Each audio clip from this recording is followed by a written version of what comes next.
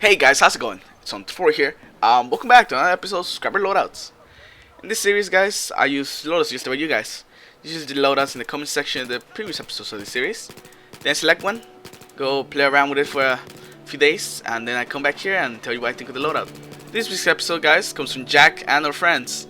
He suggested the Spec Ops 2.0, an M4 with a holographic sight, a suppressor, a laser sight, and an angle grip. For the first gadget, we're going to have an RPG. For our second gadget, we're going to have an Eod Bot. For our sidearm, we're going to have the M9 with a suppressor and a laser sight. Alright guys, so first of all, let's start with the primary weapon, the M4. The M4, guys, is one of my favorite weapons in the game. I really like it. It's very accurate.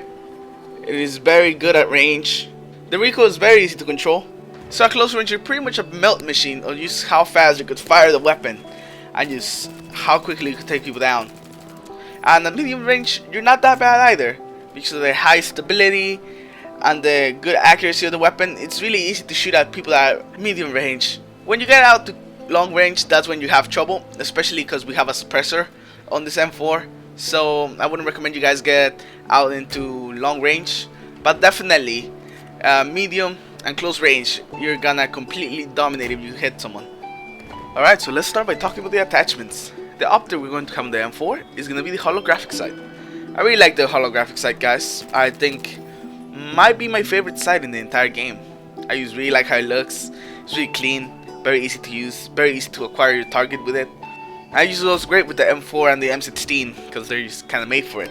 So yeah, I really like the Holographic Sight on the M4. It's very good. Alright, so now moving on to the accessory we had on the weapon. We had the laser sight. The laser sight improves your headfire accuracy by giving you a 25 reduction in your headfire spread. And you could also kinda blind enemies with it. It doesn't really always work. So you get to improve your headfire accuracy, which is very good at close range. A lot of the times I did just kinda headfire if there was a guy right in front of me. I say like 5 meters. That's probably a place where you could headfire and actually get the kills a lot of the times. Alright, so now moving on to the barrel we had on this weapon. We had a suppressor. So this suppressor, guys, will allow you to fire your weapon without appearing on the map, but you will take a hit to your bullet velocity, and it will also increase your bullet drop, making it harder to hit enemies at medium and longer ranges.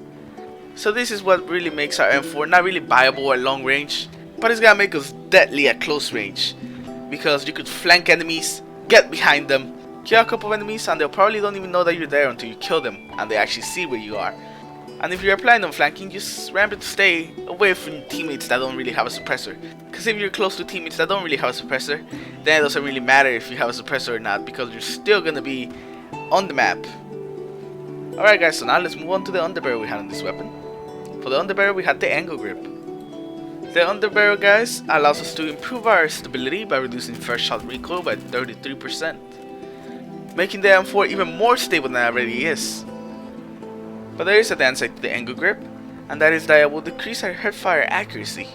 But that's okay, because we have the laser sight which improves it, so it kinda cancels that out. It kinda cancels the negative, and still gives you a little bit of an advantage with the laser sight, because it doesn't take as much headfire accuracy as the laser sight gives you. So guys, just to recap, the M4 is a very fantastic weapon. Remember to always stay away from teammates that don't have suppressors, so you can make the best out of your suppressor by flanking and surprising the enemy. And also guys, remember to stick to medium or close range, because that's where you're gonna find the most success with the M4 like this.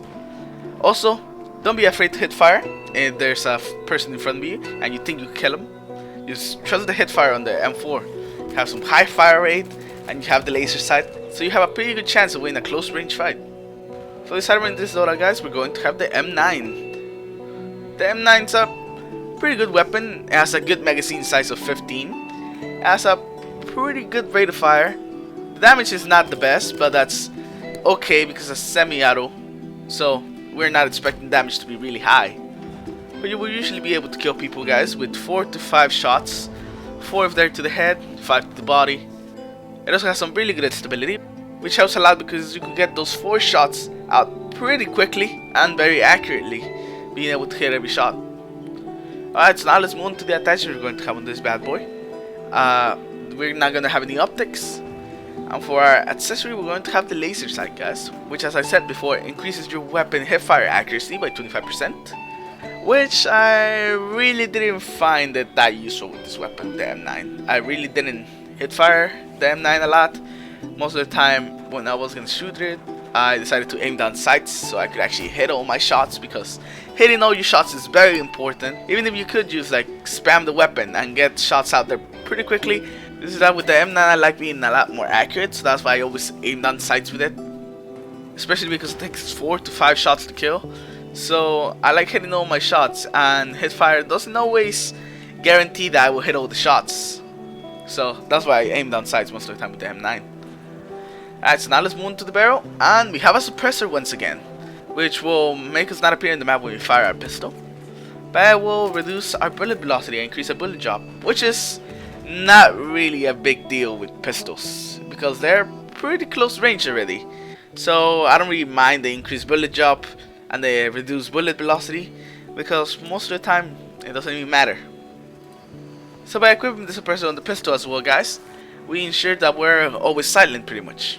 So most of the time I use the M9 to finish guys off, or if I ran out of ammo with my M4 and there were some enemies in front of me, I switched to the M9 and it got the job done. It's a pretty good pistol, very reliable, very accurate, so I like it. Alright guys, so now let's move on to the gadgets. Our first gadget is going to be the RPG, which I used to love myself, the RPG. It's so good. You know, you could take out infantry, you could take out tanks, you could take out helicopters, jets if you're good enough. It's just something that destroys everything. It's pretty slow when you compare it to its counterpart, the small, but it does make up for the slowness in just pure raw damage.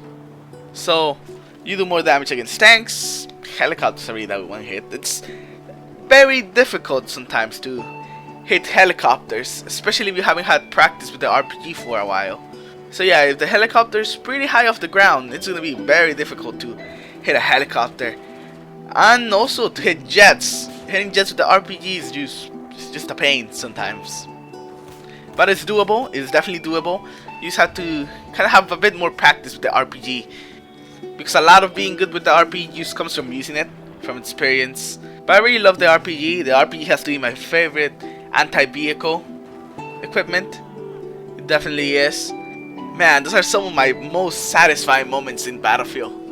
When I hit a helicopter that's like, I don't know, 900 meters away with an RPG, or maybe a jet. It's just crazy. I don't know why I went on this rant about me loving the RPG. I just really like it. Alright, so now let's move on to the second gadget we have on this loadout. We have the Eod Bot. I don't really use the Eod Bot that much. I had to use it for this loadout, and I found out that it's pretty fun just to go around trying to kill people with it. So it's really fun just to chase people around with an Eod Bot, but that's not actually what it's good for. It's very good for repairing friendly vehicles. It's very good for destroying enemy tanks, I found, because you could go inside them for some odd reason. It also has the added benefit that in Rush, you could actually arm and defuse bombs with it. I did defuse one bomb with it. I wasn't able to arm a bomb with it. I tried to a couple of times, but it just didn't happen. Every time I tried to arm it, just someone shot. And the Eod Bot doesn't have a lot of health, so it's kind of fragile. A couple of shots and it'll be out. So if you guys are going to use the Eod Bot, I recommend that you guys go after the tanks, because it's very good at killing the tanks. That is something that is very good at. But anyways guys, I really enjoy playing with this class. I really like the M4, the M9, the RPG. You guys just heard me talk about a minute and a half of how much I love the RPG. So I got a lot of fun with this class. This class was great.